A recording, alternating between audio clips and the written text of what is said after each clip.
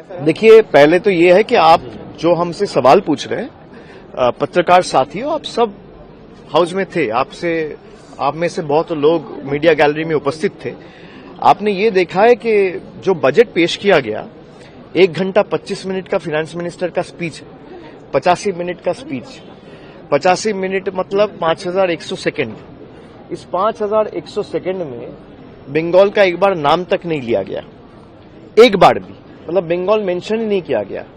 और बंगाल छोड़ दीजिए, जितना भी कम्युनिटीज है, चाहे फार्मर हो या देश के युवा हो, किसी के लिए कॉन्क्रीट जो सरकार artificial intelligence, skill India, technological advancement का बात करता है, युवकों को रोजगार कैसे मिलेगा, एम्प्लॉयमेंट कैसे क्रिएट होगा या किस दिशा में एम्प्लॉयमेंट क्रिएट हो सकता है, उसको लेके कॉन्क्रीट कोई चर्चा नहीं है, कोई मेंशन नहीं है इस बजट में।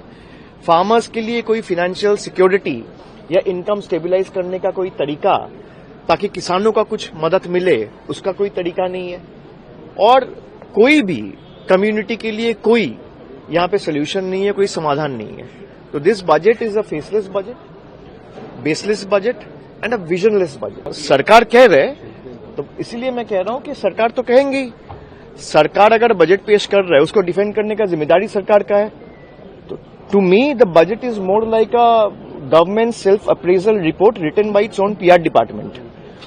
This budget doesn't have any concrete solution to offer to any community। मैं नहीं कह रहा हूँ, आप मुझे दिखा दीजिए बंगाल का एक नाम मेंशन किया हो। मैं नहीं कह रहा हूँ, आप दिखा दीजिए। 5100 सेकंड का बजट स्पीच है आपका, 1 सेकंड दिखा दीजिए जहाँ पे बंगाल मेंशन किया है, 1 सेकंड में। जब बंगाल को बांग्लादेश के नजरिया से अगर कोई देखता है, तो देश के केंद्र के सरकार देखता है, यहाँ पे बैठे हुए मिनिस्टर्स देखता है, और जिसने बजट पेश किया वो देखता है।